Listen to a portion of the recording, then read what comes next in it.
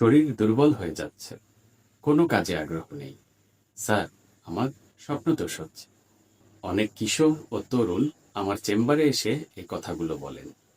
চোখে মুখে ভয়, লজ্জা আর দুশ্চিন্তা। কিন্তু জানেন, বেশিরভাগ ক্ষেত্রে সমস্যাটা স্বপ্নদোষ নয়, বরং এ নিয়ে ভুল ধারণা ও অযথা ভয়। আজকের ভিডিওতে জানাবো স্বপ্নদোষ আসলে কি, কেন এটি হয়, কখন এটি স্বাভাবিক, কখন চিকিৎসকের পরামর্শ নেওয়া উচিত, আর সমাজে প্রচলিত ভুল ধারণাগুলোর বৈজ্ঞানিক সত্য নিয়ে কথা বলবো। ভিডিওটি শেষ পর্যন্ত দেখতে থাকুন। আমাদের সমাজে একটি প্রচলিত ভুল ধারণা রয়েছে। অনেকে মনে করেন স্বপ্নদোষ মানেই যৌনশক্তি শেষ, শরীর শুকিয়ে যায়, কিংবা এটি বড় কোনো রোগের লক্ষণ। এই ভুল ধারণার কারণেই অনেকে অপ্রয়োজনীয় ভয় পান, মানসিকভাবে ভেঙে পড়েন এবং অনেক সময় ভুয়া চিকিৎসকের ফাঁদেও পড়েন। বর্তমান চিকিৎসা বিজ্ঞানের তথ্য অনুযায়ী বেশিরভাগ ক্ষেত্রে স্বপ্নদোষ কোনো রোগ নয়। স্বপ্নদোষ কি? স্বপ্নদোষ বা নকটার্নাল ইমিশন হল ঘুমের মধ্যে অনিচ্ছাকৃতভাবে বীর্যপাত হওয়া। এটি বিশেষ করে কিশোর ও তরুণদের মধ্যে বেশি দেখা যায়, তবে প্রাপ্তবয়স্কদের মধ্যেও হতে পারে। কেন হয়? সত্য কথা হলো, স্বপ্নদোষ কেন হয় তার সুনির্দিষ্ট কোনো কারণ এখনো পুরোপুরি জানা যায়নি।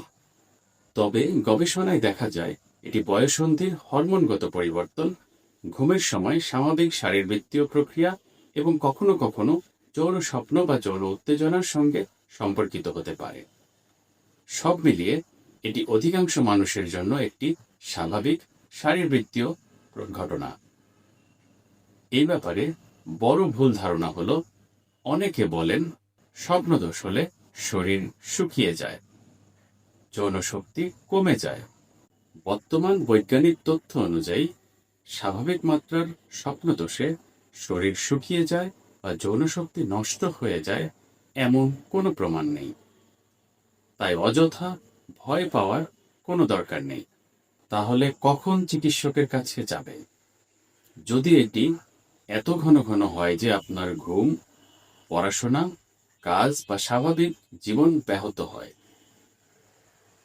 এর সঙ্গে ব্যথা, রক্ত, প্রস্রাবে জ্বালাপোড়া বা অন্য কোনো অস্বাভাবিক উপসর্গ থাকে, অথবা এটি নিয়ে অতিরিক্ত উদ্বেগ বা মানসিক কষ্ট হয়, তাহলে অবশ্যই একজন নিবন্ধিত চিকিৎসকের পরামর্শ নিন।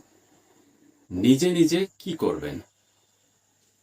যদিও স্বপ্নদোষ বন্ধ করার কোনো নির্দিষ্ট প্রয়োজন বা চিকিৎসা সাধারণত দরকার হয় না, তবুও সুস্থ জীবনযাপন আপনার সামগ্রিক শারীরিক ও মানসিক স্বাস্থ্যের জন্য উপকারী। যেমন নিয়মিত ব্যায়াম করা, পর্যাপ্ত ঘুমানো, মানসিক চাপ কমানোর চেষ্টা করা, অপ্রয়োজনীয় যৌনভীতি ও ভুল তথ্য থেকে দূরে থাকা, অ্যাডাল্ট কন্টেন্ট এড়িয়ে চলা, ধর্মীয় বা আধ্যাত্মিক চর্চা এবং ভালো বই পড়ার মতো ইতিবাচক অভ্যাস গড়ে তোলা। তাহলে মনে রাখবেন, বেশিরভাগ ক্ষেত্রে স্বপ্নদোষ কোনো রোগ নয়, এটি একটি স্বাভাবিক শারীরবৃত্তীয় ঘটনা। তবে যদি এটি আপনার স্বাভাবিক জীবন ব্যাহত করে বা অন্য অস্বাভাবিক উপসর্গের সঙ্গে দেখা দেয়, তাহলে একজন নিবন্ধিত চিকিৎসকের পরামর্শ নিন। ভয় নয়, সঠিক তথ্য জানুন, সুস্থ থাকুন। স্বপ্নদোষ বা যৌন স্বাস্থ্য নিয়ে আপনার যে কোনো প্রশ্ন বা দ্বিধা থাকলে কমেন্টে লিখুন। আমি চেষ্টা করব প্রমাণ ভিত্তিক তথ্য দিয়ে উত্তর দেওয়ার। সঠিক তথ্য জানুন, সুস্থ থাকুন, ভালো থাকুন। আল্লাহ হাফেজ।